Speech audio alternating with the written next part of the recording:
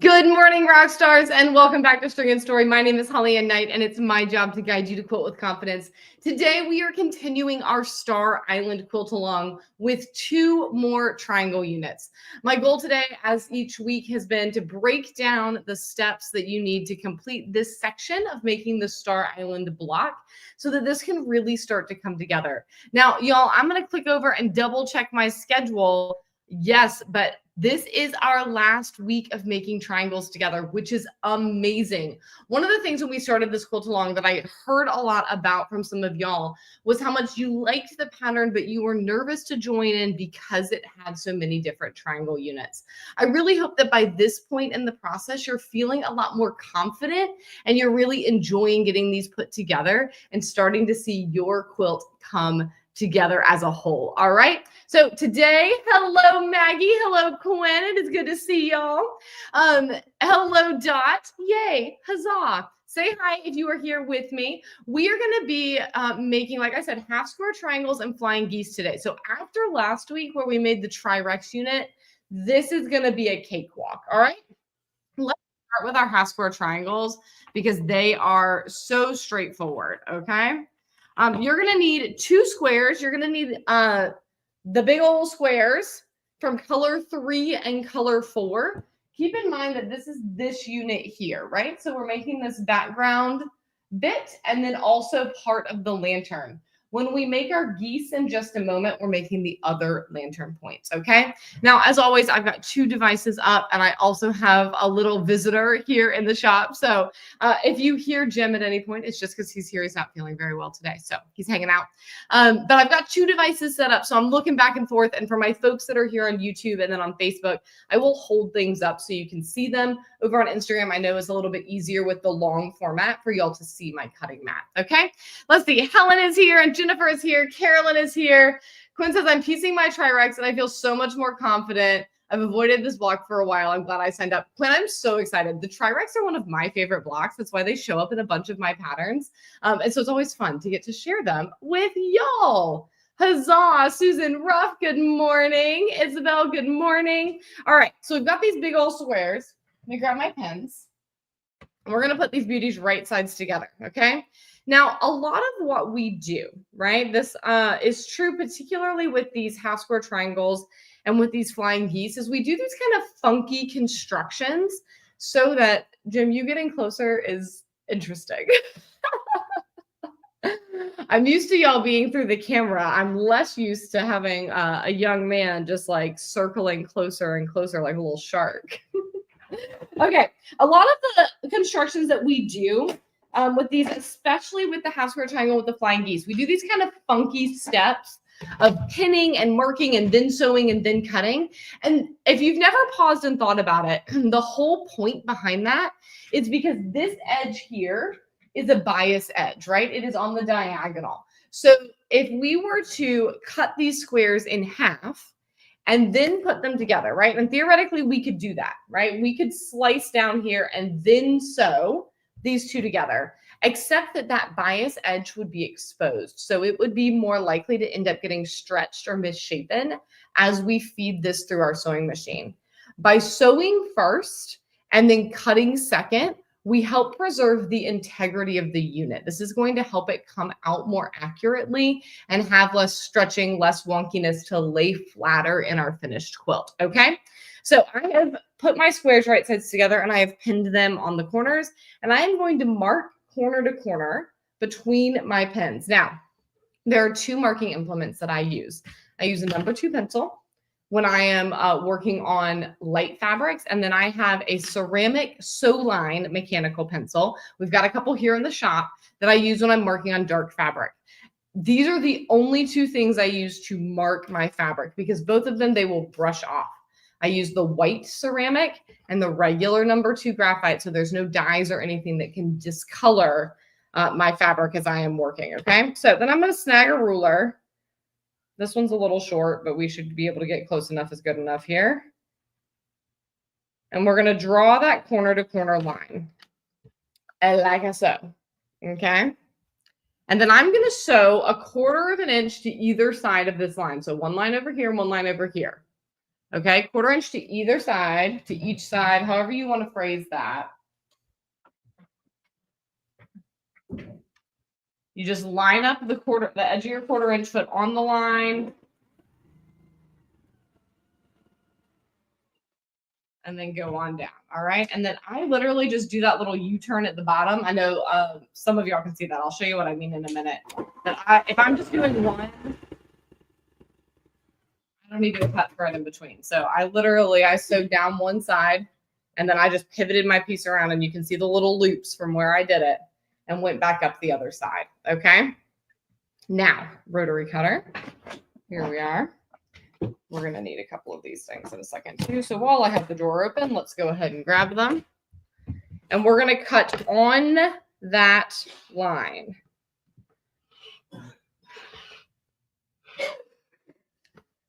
Jimsy's working very hard to go to the other side of the shop, so y'all don't have to listen to him cough, just so you know. All right. Now, see, this is that bias edge that we were talking about that is very stretchy, but now it's stabilized because we went ahead and did our sewing. So what I'm going to do now is I'm going to press this. I will press it with it closed first to set that seam. And then I will finger press it open and I'm going to press my seam to my dark side, right? In that case, that is this kind of lime green citron color. And then I will be right back. So give me 2 seconds.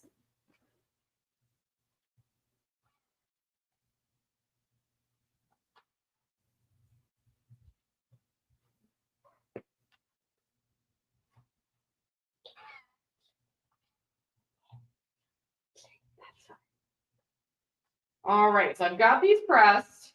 Look how fun these are going to be. Now, as a reminder, I know I've said this every week, but I just want to keep saying it for those of you that are just joining us.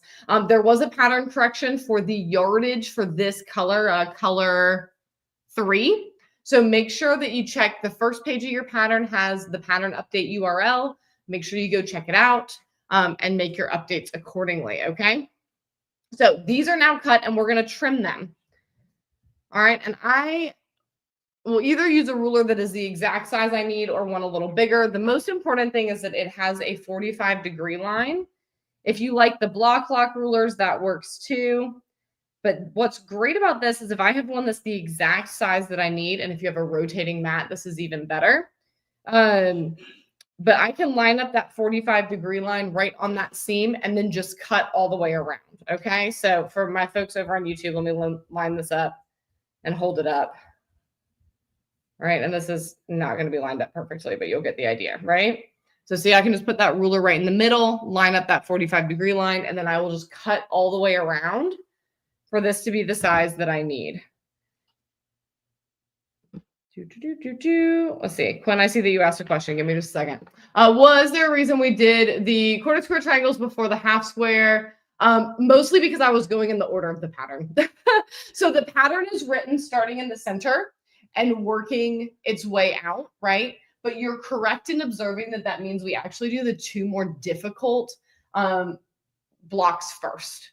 Yes, good observation. Hello, Judy. Oh, that was you who signed up for the quilting masterclass. I'm so excited. Fear not, I will shamelessly plug that at the end of our time together so that all of you know. All right, so then we're just going to trim all the way around.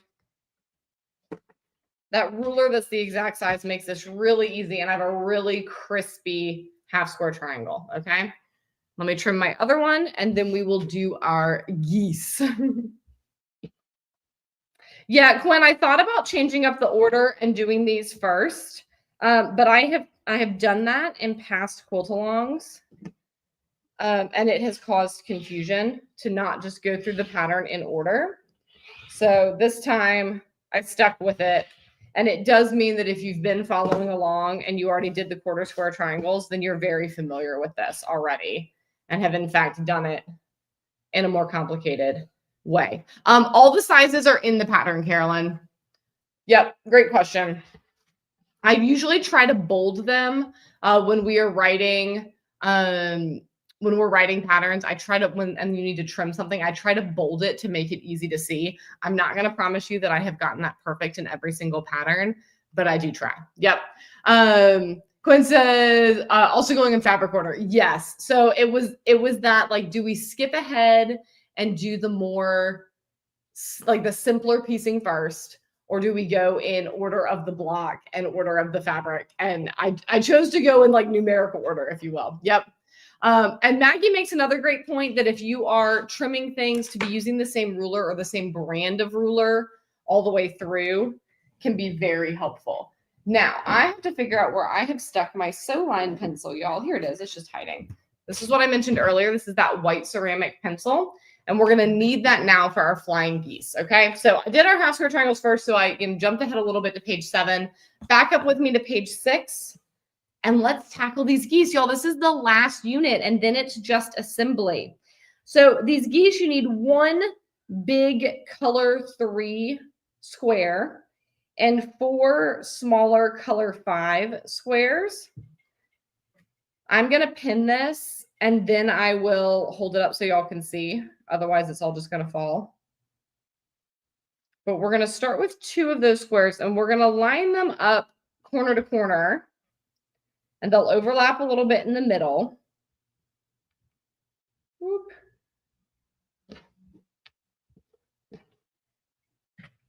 And we're following the same principles here of we're sewing first and cutting second to avoid those bias edges, okay? So I've set them up like this. And you can see those 4 pins. And then I'm going to do the same thing. I'm going to draw that diagonal line in between my pins that then we'll sew on either side of it, okay? This time I'm going to use my sew line pencil because this is dark fabric. And it will make my life easier if I can see my line. Friendly reminder, y'all, that, I talk about this a lot with, the actual quilting step, but it is true for piecing and cutting as well, that every decade of our lives that we go by, like that we, live through, we need an additional 10% of light to be able to see the same much. Okay. So if you are struggling, maybe you're noticing you're squinting more, you're leaning closer, your eyes are getting sore when you're doing even things like this, you may need more light in your sewing space. Okay. So there's that line. You can just barely see it. Okay. And we're going to do the same thing. We're going to sew on either side of that line. 1/4 of an inch, as always.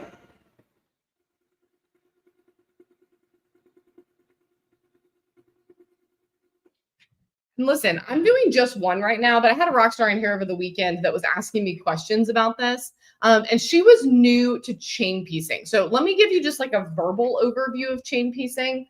I'm just making one set, right, of these geese right now that is going to go around one block. But you need them for every single block. What you can do is you can go ahead and pin and mark all of them, and then feed them through your sewing machine one after the other without cutting thread in between, okay? So you'll sew down, you've got your line, you'll sew down one side, and you'll basically sew like a stitch off the fabric, slide that next piece under there, and keep on going. So you'll end up with little links of thread connecting all your pieces. And that's why it's called chain piecing, is because you end up with a long kind of confetti chain of your bits. But the gorgeous thing about that is it saves you a ton of time and it saves you thread too, right? So here's this. I have stitched on each side, and I'm going to cut on that line now. And you can remove your pins at any point at this stage. All right, so we're going to cut on this line. Bless you, Jimsy. Thank you. Now, I call this the fox face stage, right? We're going to take a puppy dog and we're going to turn it into a fox. So right now it looks like a puppy dog. And I'm going to go press, and I'm going to turn this into a little fox. Okay? And then we're going to add that other square. Okay? Let's see. Just because I looked at your store but didn't see lights. Do you sell them? I would love a stand one over my long arm. I think I have one long arm light and one light box for lights at the moment. I'm going to be honest with you. The reason that I do not have slimline lamps, the daylight slimline is my hardcore favorite. There are 2 ways you can get it. One is with my affiliate link. Excuse me. My affiliate link, and you can find that if you search my blog for light, you will find info, or if you go to about and then go down to our partners. Okay, I've got a discount code that you can use. The other reason that we don't carry them in store is because there are just so many places online that you can buy them less expensively than I can buy them wholesale. So Dot, that's the reason that you couldn't order one directly through me. So my recommendation is go check out that affiliate link at Daylight. I think it's Holly20 is the 20% off code, and get your light that way. Yeah. Thank you so much. Okay. I'm going to press these, same thing. I'm going to set my seam, open it with my hands, and then press it. All right.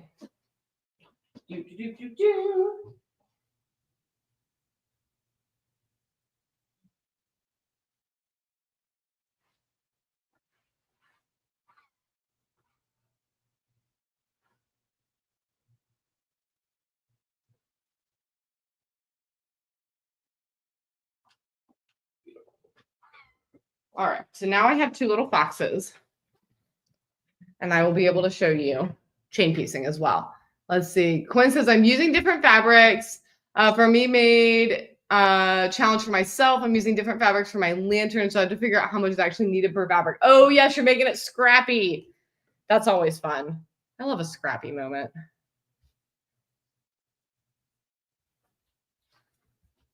All right.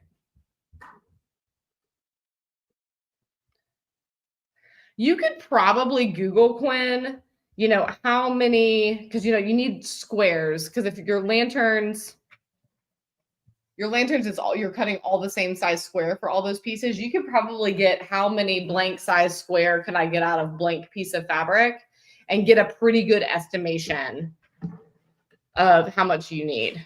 Is it more or less than a fat quarter kind of thing? Fat quarter is always my go-to. It's amazing what you can get out of a fat quarter, but you may be able to get away with like a fat eighth. I'm trying to think how many squares you need per, because you need what? 3 squares per.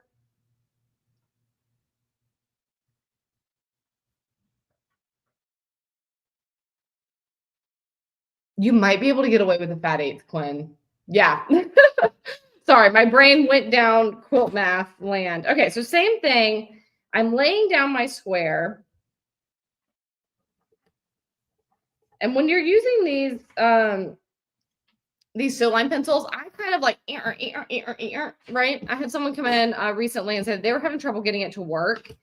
And you're not necessarily going to just be able to go swish and get a nice clean line and be able to see it, especially because this dark fabric, while totally black on the front, it's printed, right? So it's not totally black on the back.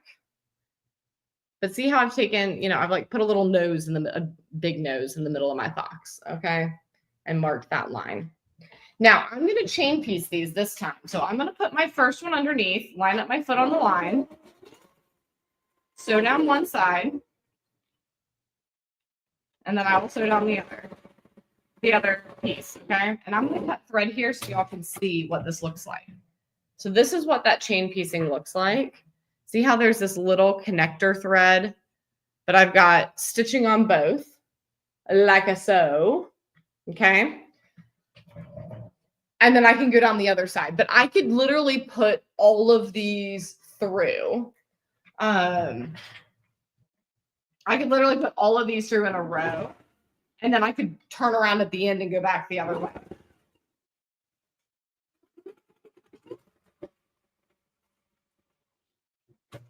And it reduces the amount of thread that you use. It reduces how long it takes. And it also reduces the chance of like your needle coming unthreaded or something funky like that, right? Good morning, Kate. I love a flying goose as well. I've been making a lot of them lately.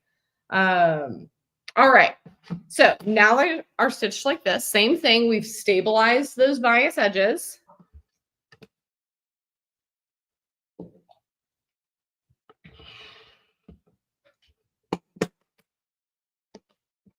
And we're going to cut directly on our line.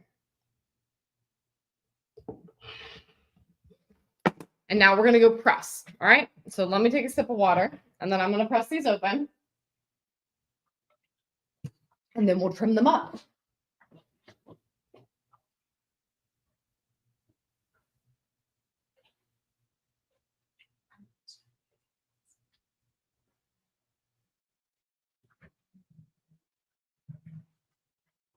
All right. 2, 3.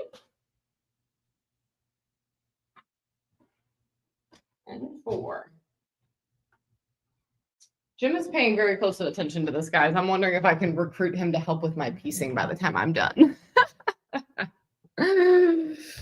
Okie dokie. Here's my little goose end. Now, which part is the goose? Which part is, I don't know. I just think they're cute as a button. And these need to be trimmed as well. So these are going to get trimmed. They're small. So check the size in your pattern. Did I bold it this time? We're going to find out. Yes, I did. Oh, passed, Holly Ann. Great job. Okay. And what I do with this is I line up. You take the width you're trimming to, right? Divide it in half. Go to that point on your ruler and then go down 1/4 inch. And that dot, right, at the halfway point of the width, 1/4 inch in, that's where the little nose of the goose goes. Okay. So when I'm trimming these, I line that up first. And then I can trim, because my ruler is the same width as what I'm trimming, I can trim the sides and the top. And then I'll just have to trim the bottom in a minute, okay? If you have, any kind of lines on your ruler that make it easy to make sure you've got your angles correct, that is always a good idea. I'm taking my best gander here, okay? Goose and gander. You're welcome. You're welcome for that terrible joke, okay? Then I'm going to turn the whole thing over.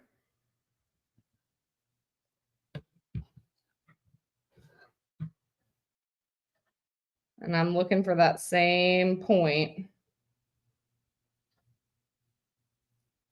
which incidentally on this side, I have actually marked with a little marker, which is very convenient of me. And this time I'm actually lining up that 45-degree line along the goose, the side of that center triangle, to make sure that everybody is square and where they belong. And then I can just trim off the bottom. And I get this lovely little flying goose, okay? And I'll repeat that for my other ones. And then I'm going to repeat all of this for the, approximately 1 trillion units that we need, okay? Do y'all have any questions? That's the next thing. While y'all are potentially typing questions, let me grab a link. And I'm going to give y'all my shameless plug moment, because here's the thing. We are getting very, very close to being done with this quilt. Now, this quilt behind me has some gorgeous, gorgeous custom quilting on it. But the quilt that I'm piecing right now, this Star Island, I've drawn a brand new quilting plan. It's going to incorporate my new Quilting Rockstar ruler. It's going to incorporate free motion quilting, and it's going to be phenomenal. It's also an amazing opportunity for me to share with you how I custom quilt my quilts, especially on a sit-down machine. So one of y'all mentioned as you arrived, Judy mentioned that she just signed up for the Custom Quilting Masterclass. And that is the masterclass that my brain just totally quit. She mentioned that she just signed up for the masterclass. Inside this masterclass, I'm going to be showing you not only the quilting plan that I've drawn, how I drew it, how I made those decisions of what to put on the quilting plan, but also how it's going to come together and actually get stitched into reality. So for those of you who are on YouTube, I am dropping a link in the chat. I'm also going to be dropping a link in my Instagram stories as soon as we wrap up here. If you are finishing up your Star Island quilt, or you're thinking about that time when you finish it and are wondering about how to incorporate your ruler quilting skills and free motion quilting skills together to custom quilt, you're curious about specifically custom quilting this quilt, or you just really want to see me in action doing something on my home machine that is that complicated, please sign up to join us. It is going to be a fabulous time. Carolyn said, can you show on the screen how you lined up your ruler with the geese? Yeah, so when I got to that final trim is really when you can see this lineup, right? But do you see how I put that 45-degree line right down the goose? And that helps me know that this is nice and square, okay? And like I said, it helps that my ruler is the exact width that I need. But even if I were working on a bigger ruler, I could take washi tape and tape off the size that I'm quilting to, so it's really easy to see. And same thing, using that 45-degree line to line up with the little wing of that goose to make sure that I'm trimming square and not trimming, slightly cattywampus, because this needs to piece in flush. Great question. Y'all, thank you so much for being here. As a reminder, next week I'm going to be in Chicago for H&H America, so we will not have a live on Wednesday. We will have a live on Monday, May 5th at 8 p.m. instead. So we're going to be talking about quilting plans. I will be continuing to shamelessly plug that masterclass because I'm so excited to share this process with you. And if you have not yet saved your seat inside that Confident Custom Quilting Masterclass, please go do that. We did one of these back in January with Polaris. I was on the long arm for that one, and it was wildly popular. I think it was really helpful because sometimes it's hard to say, all right, I have this toolbox of motifs. How do I turn it into a really cool quilting plan? I'm going to show you exactly how to do that inside this masterclass. Okay. All right, y'all, have a wonderful rest of your Wednesday. Go get signed up, and I'll see you Monday night. Bye for now.